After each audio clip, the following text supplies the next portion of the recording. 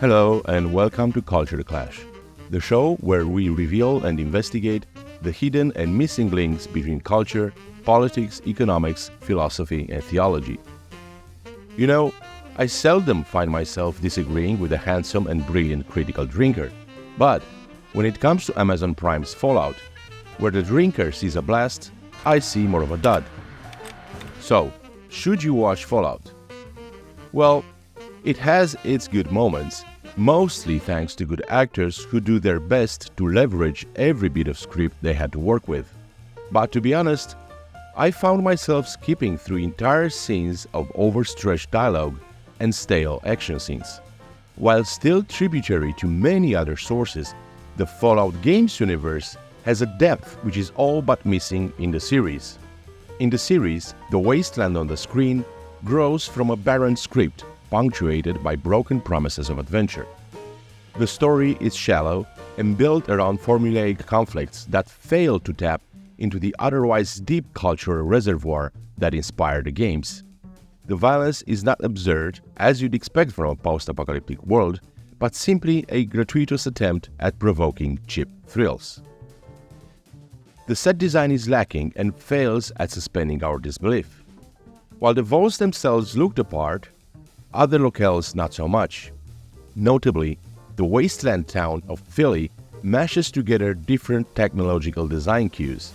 The plane wrecks at the entrance of the town are clearly recognizable as vehicles from our own timeline, while the Brotherhood's vehicles draw their design from the Fallout canon.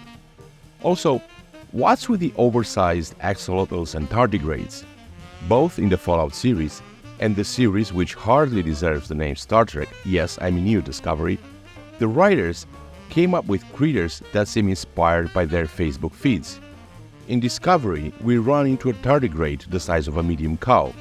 Similarly, in the Fallout series, Lucy gets attacked by a bovine-sized axolotl. The Fallout games have a large enough bestiary. The writers of the series could have just used that instead of coming up with inflated versions of real-world creatures. Other design elements and Easter eggs are nice, but they looked more like an attempt to appease hardcore fans of the games rather than an intentional creative act meant to build a coherent world. Oh, and by the way, a cleric from a militaristic order from an alternate timeline uses gender-neutral pronouns to address a lowly aspirant. Come on! What bugged me most, though, is the creators' lazy approach to the series. It is such a shame that the writers only went skin-deep into such a rich universe. But fear not, there is more exploration to be done. Join us in the next minutes as we follow the creatures, monsters, and denizens of the series and explore much further than the writers dared. I'm your host, Andrew, and this is Culture Clash. Okie dokie. I don't set the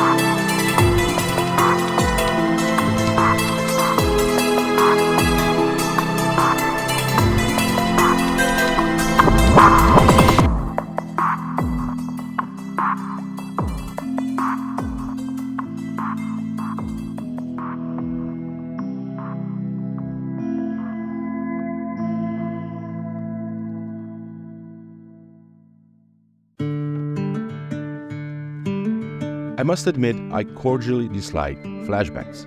I dislike them in real life because I don't like remembering stuff, and I don't like them in film and television because they're rarely used well and result in a jarring experience.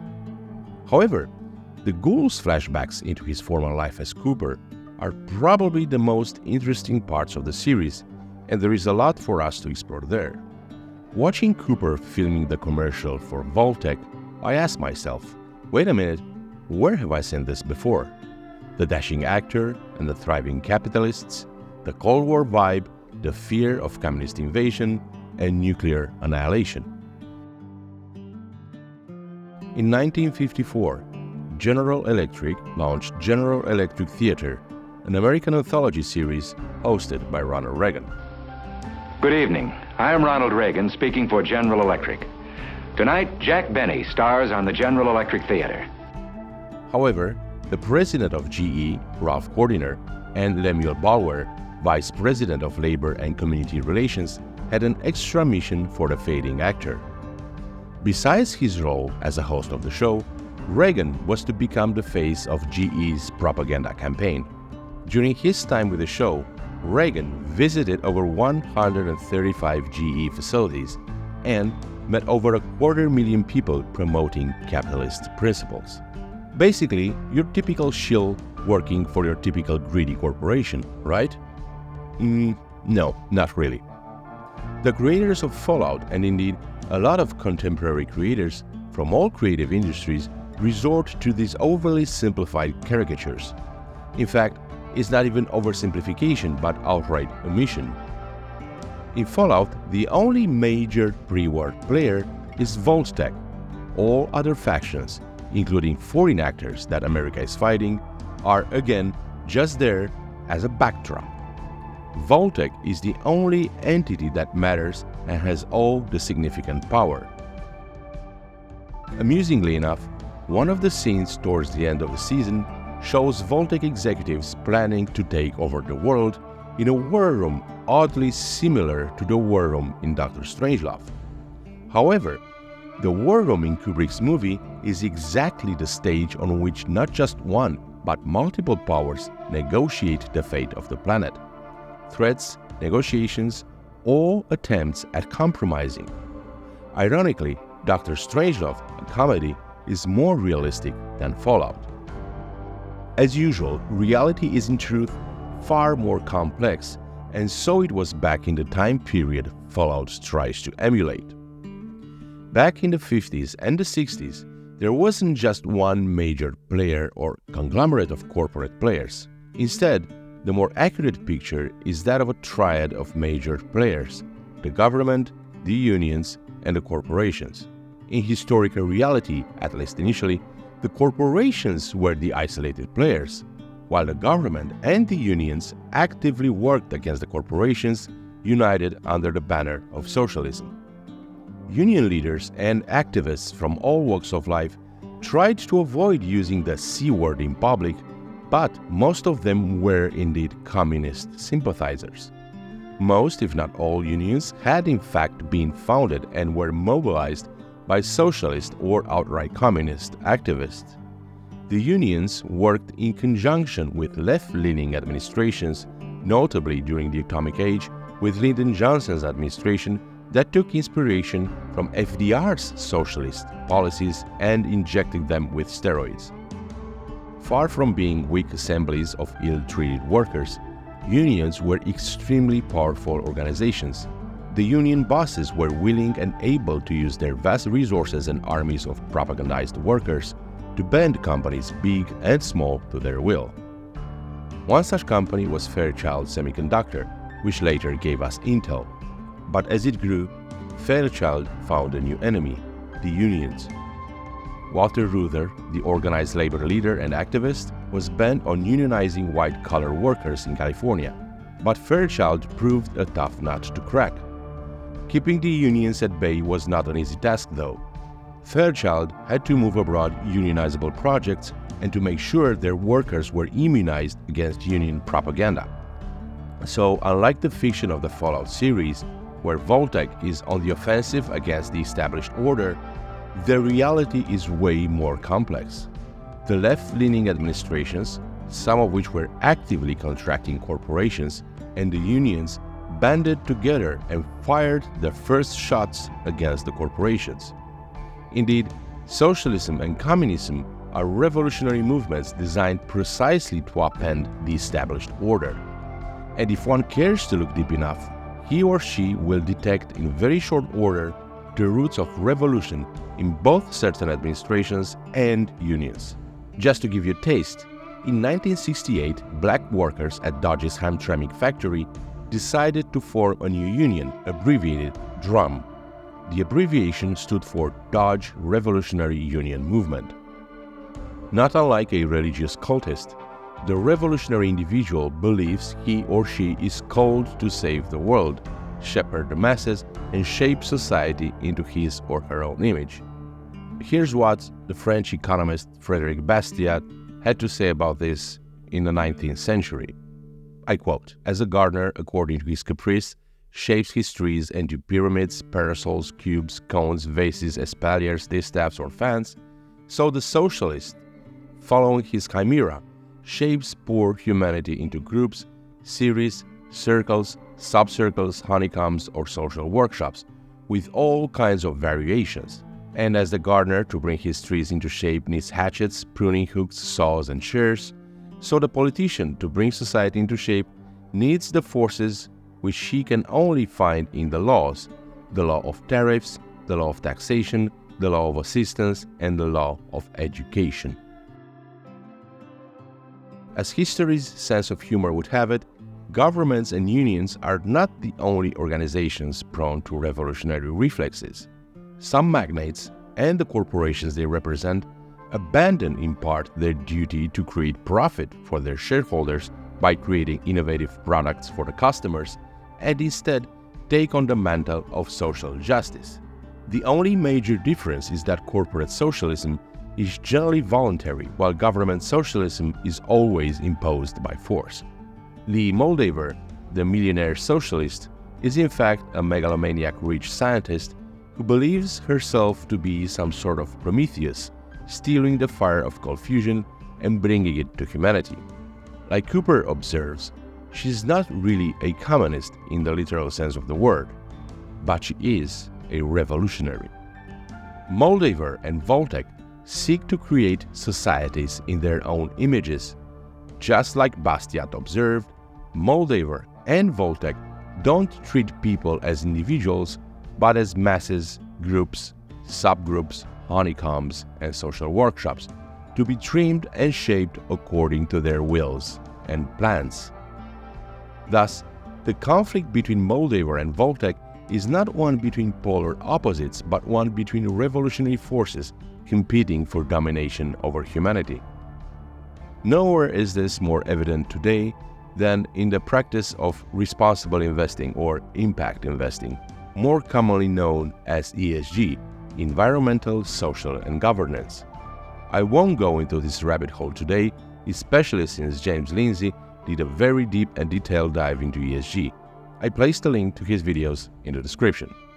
Suffice it to say though, through the implementation of ESG-related policies, both corporations and governments abandoned their principal missions and replaced them with megalomaniacal dreams of revolutionizing the world. Surely, you may say, don't we want the world to change? Well, that's another rabbit hole, way too deep to go in now, but history has proven so far that both corporations and especially governments are especially bad at planning and shepherding. The reason for that is that humanity is very complex and human action is notoriously hard to predict and plan. You can watch more on the topic of human action in our deep dive into Amazon Prime's The Peripheral. Cooper sees through all these lies and easily spots Moldaver as the charlatan savior, although he does end up falling for her tricks.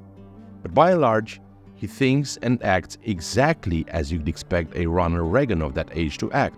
He loves America, he's manly, reliable, a family man with a fear of God. More importantly, he has an understanding of what life means, an understanding his wife, Moldaver, and the Voltaire executives lack completely. While his wife desperately clings to the idea of moving her entire family to a vault and abandoning the family dog in the process, Cooper insists that maybe a better idea would be for them to retreat somewhere in the mountains, live their lives, and accept what's coming, for better or for worse. Her position reflects an attitude which was sadly evident a few years back from 2020 to 2022. Back then, we witnessed many people, perhaps some of us as well, who, stricken by fear of potential death, were willing to change their entire lives, not realizing that perhaps a life of indoor isolation, far from your loved ones, disconnected from your communities, and threatened by economic disaster may hardly be worth living. Cooper understands this. He understands that possibly a shorter life with his family in a cabin in the mountains may actually be worth more than a longer life in a planned society hiding underground like a colony of rats.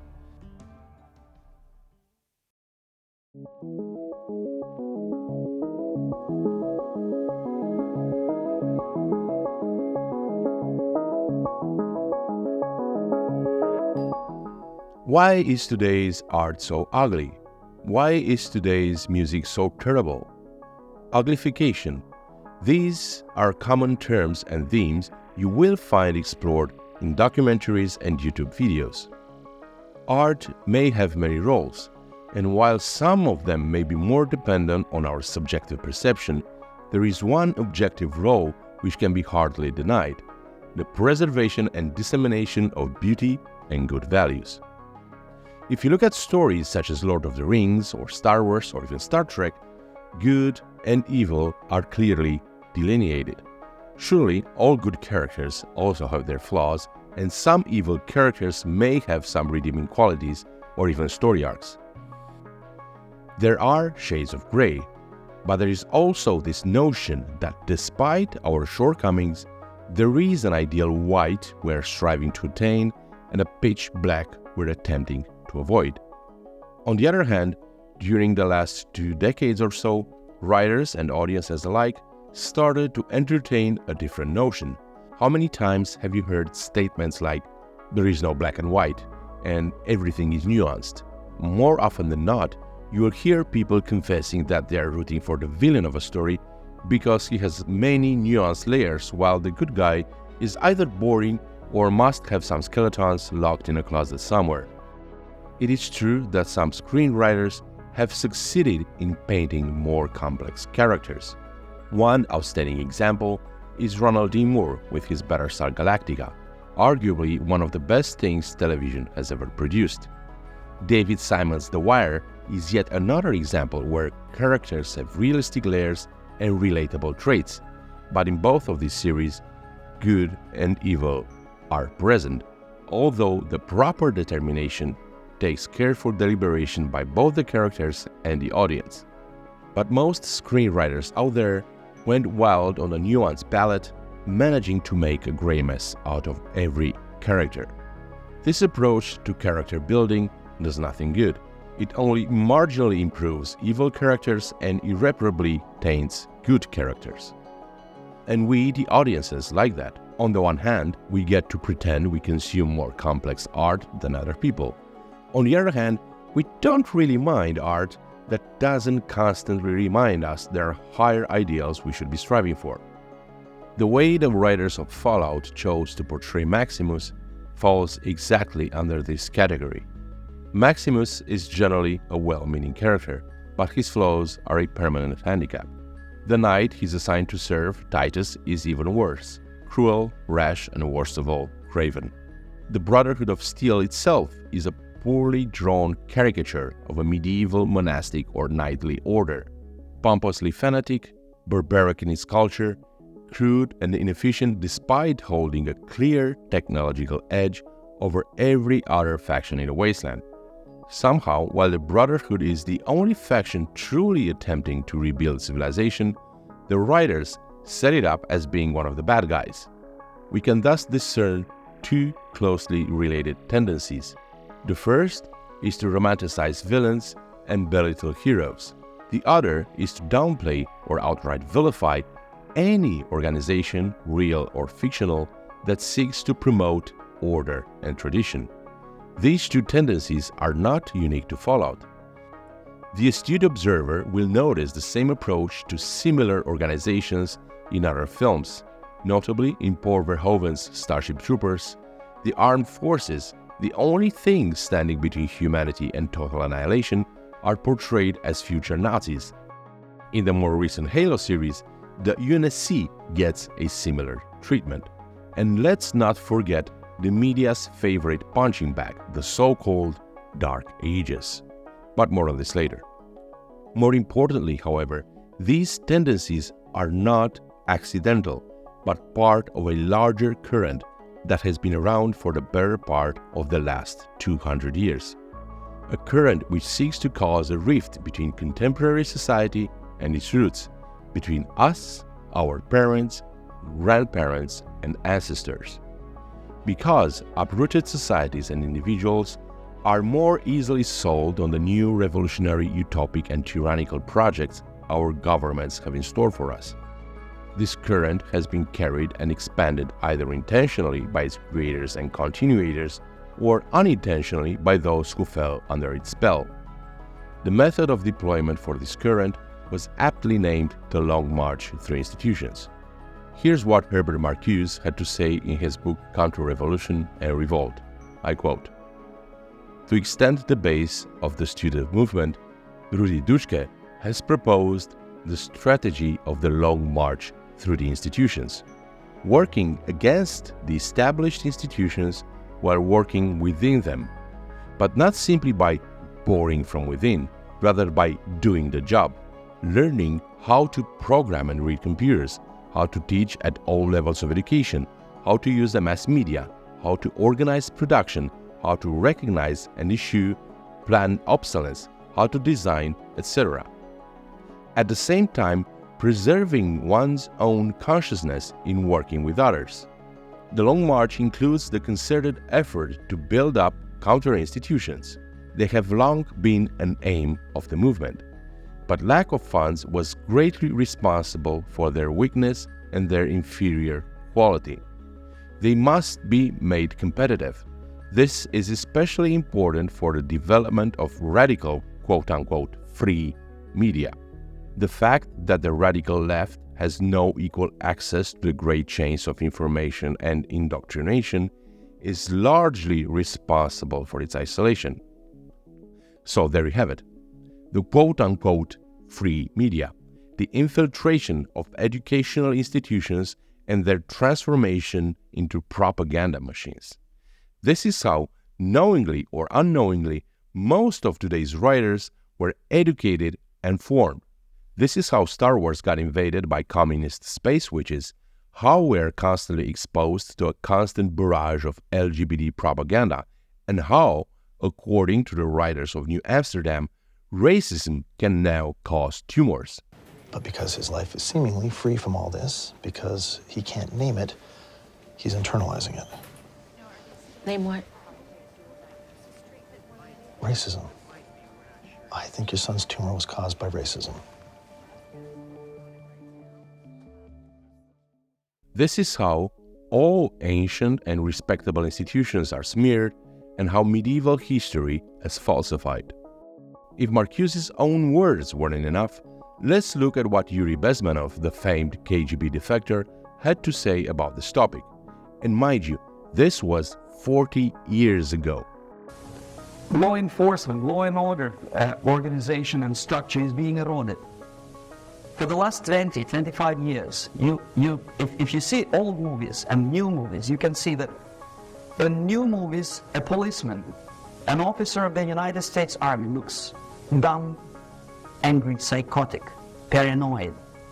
A criminal looks nice, kind of, well, he smokes hash and shoots the whatever drug, but basically he's a nice human being. He's creative. And he's unproductive only because society oppresses him. Whereby a general of Pentagon is always by definition a dumb, a war maniac. A policeman is a pig, a rude policeman. He abuses his power. You know? A generalization like that. The hatred, the mistrust to the people who are supposed to protect you and enforce law and order. Moral relativity. Whereby a criminal is not a criminal actually, he's a defendant.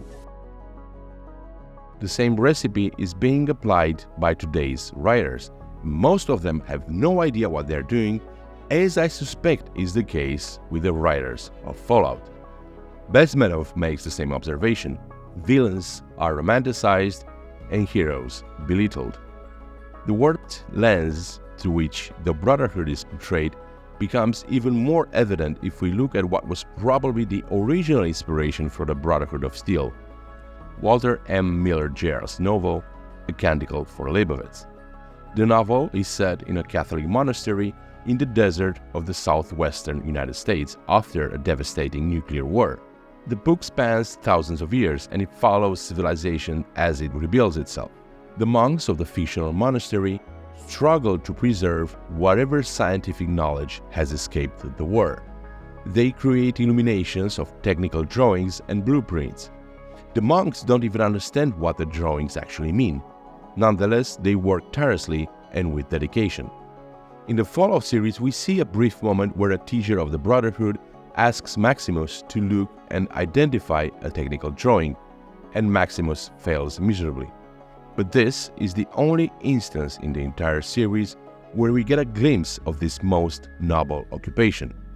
For the writers of Fallout, it was more important to paint the Brotherhood as a backwards organization rather than the science fiction equivalent of real historical monastic institutions that safeguarded knowledge invaluable for the survival and advancement of European civilization.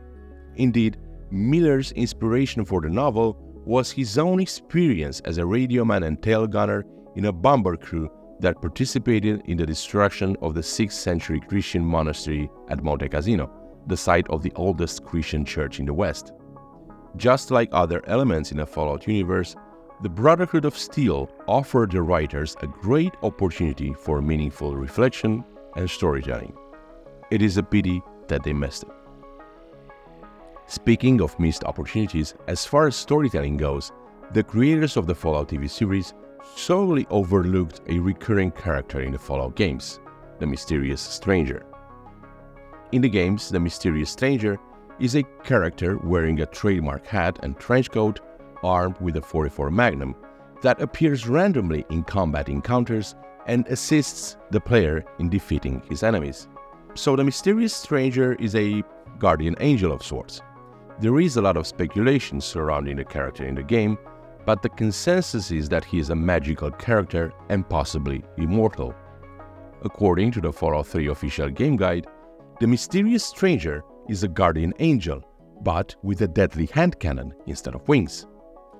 Now, Canticle for Leibowitz, which, as we have seen, seems to have served as a source of inspiration for the Brotherhood of Steel, introduces a somewhat similar figure, albeit one which seems to be more grounded in mythological history, the Wanderer, which in all appearance is inspired by the Wandering Jew. I will leave to you the pleasure to explore the myth of the Wandering Jew. But in short, the Wandering Jew is a figure from Christian mythology and literature originating from medieval Europe.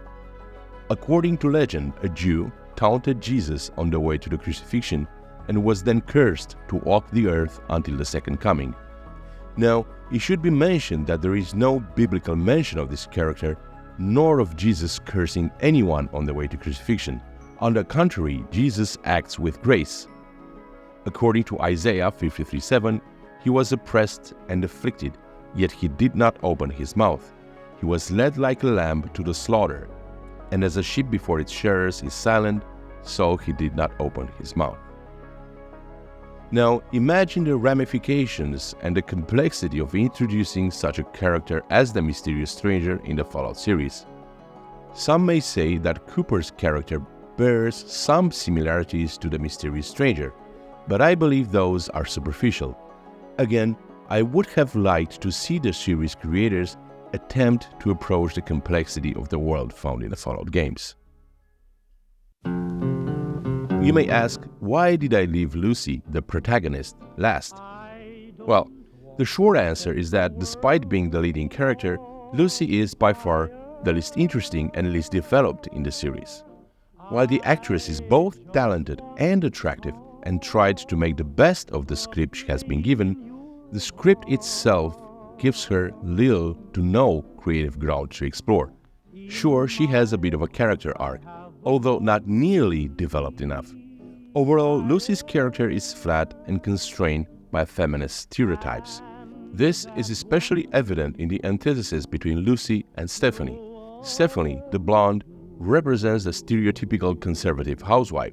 Lucy, on the other hand, appears to conform to another stereotype, the girl in search of a father figure, only to find out that the father was a fraud. To be fair, these are just undertones of the character, and the writers seem to have generally abstained from getting overly ideological.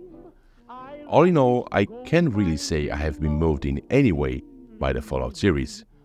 To paraphrase a quote attributed to the Red Baron, the Fallout series has the flavor, but lacks the depth of the Fallout games.